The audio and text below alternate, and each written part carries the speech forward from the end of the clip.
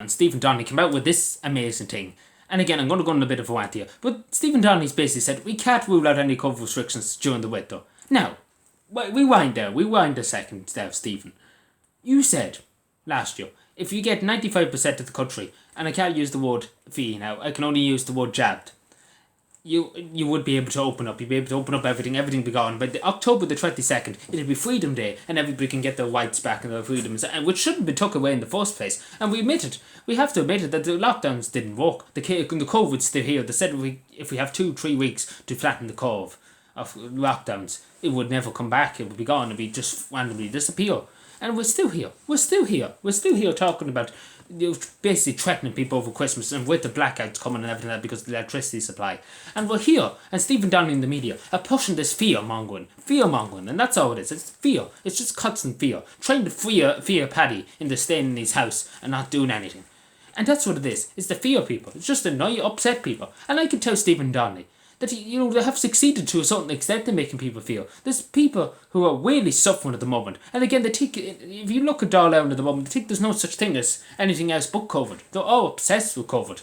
Even though half the country is jabbed and everything like that, that seems to be gone out the window now. That they said, if you get everybody jabbed, we won't have to lock down the country, we won't have to do all this, you can get your rights back, everything will be hot and dandy. And we all knew that was total BS anyway, because you couldn't trust the politicians. They couldn't lie straight in bed. They couldn't lie straight in a coffin, these politicians. But again, this is the thing. Total fear-mongering. Just total fear-mongering. The media 24 hours days peddling, trying to make people fear from going outside to open their businesses. And I can't tell you, and again, I go back to my other point because I'm enraged at this stage seeing this crack.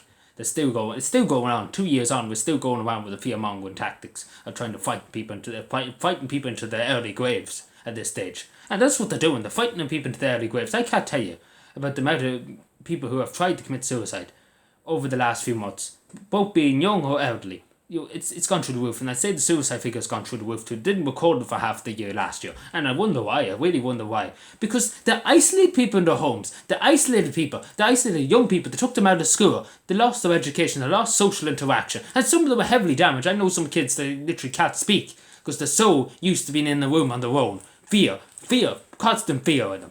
And I tell you about and elderly people too, they fear.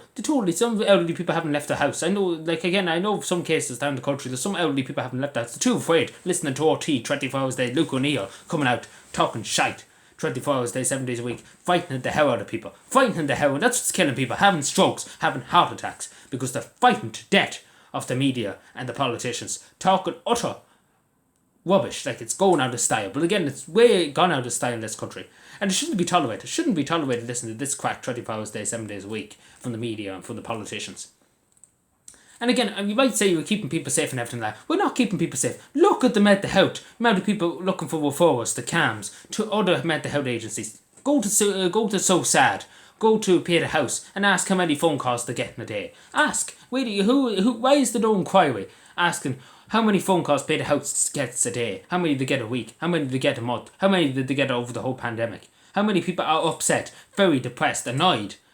And how many young people and how many other people have taken their own lives because they've been depressed and because they were isolated? Because isolation is something that takes a huge effect on the mind. It really affects you from not having interaction with humans. That's what we're made to do. We weren't made to be locked in a house all day. Even prisoners in Mountjoy get to talk to each other. And again, they come back to this point where we're nearly prisoners of our own country, and that's to be totally honest with you. And it is just a totalitarian dictatorship at the moment. This country is just purely about fear. This is what this country is trying to do. Fear and obey this, obey that. Don't question anything. You're enact facts. You're this, that, and the other. When we are lost that point, that how they say one thing and then they say the other. They move the goalposts and then they say the goalposts don't exist. Again, this is the thing they come up with. And again, this is just putting it straight. It's total fucking...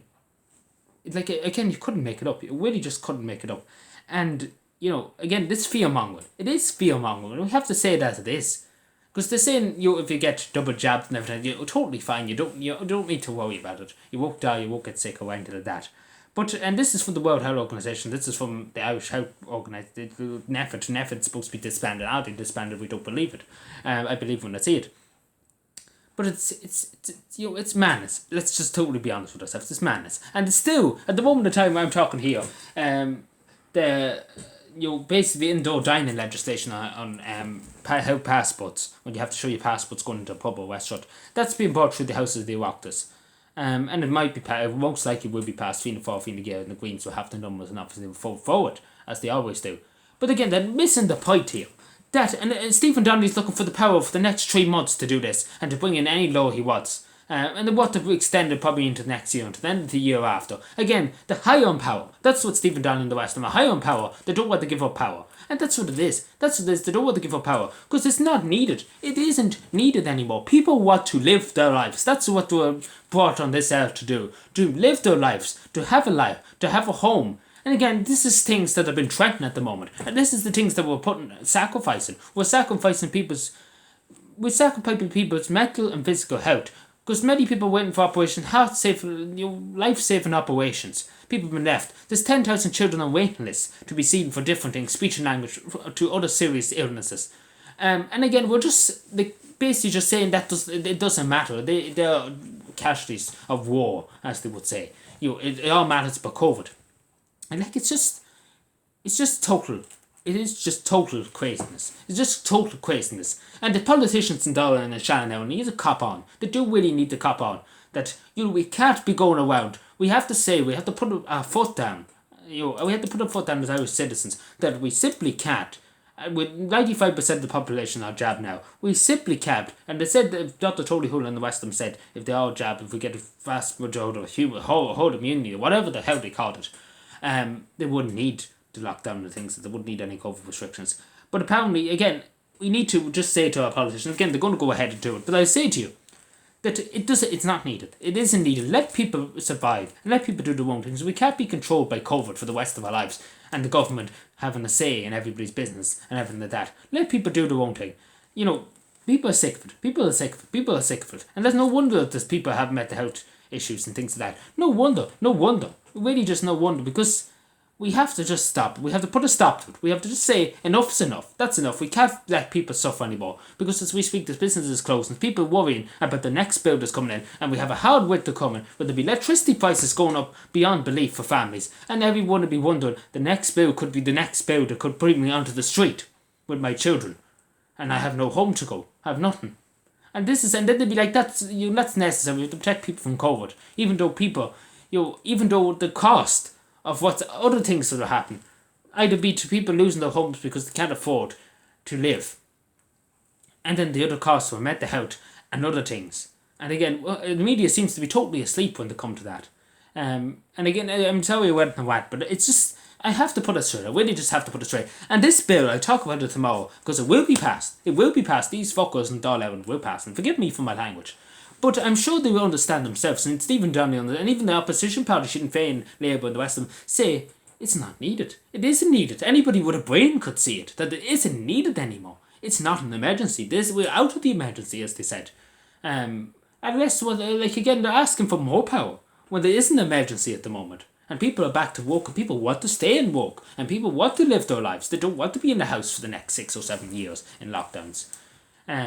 Again, it's total anarchy. It's totally anarchy. And that's just my opinion. Again, I know some people disagree with me. But, that's just my opinion. I know some people disagree and call me an anti-vax and call me this and call me that and call me the other. But it's my opinion. It's the way I see it. And I say to people, to look at all this that's happening around you and say, is this even reasonable? Is this common sense? Is this common sense? By now it's common sense. Because it's beyond common sense. It's really just beyond common sense. Like if we went to the Banana Republic back in the 50s and back in the 60s, with the banana companies in the United States were taking the majority of bananas and basically burning Guatemala and them countries, we'll probably get more sense there than we would in this country. But that's all I'm going to say. I know I went on for a long time, but that's what I'm going to say. It's just fear-mongering. And that's the simple. I know, and again, I'm sure people would agree. Coming into the winter time, it's going to be dark even until 4 o'clock. With the electricity supply is at huge risk and heating's going up to heat people's houses. We want people sitting in the corner with no heating, with no light, freezing to death, worrying, cuddling in the corner, afraid, terrified. Is that what we want in this state? Is that what we are now? To make sure that instead of the Irish Republic, we call it the Terrified Republic. Is that what we're going to call ourselves?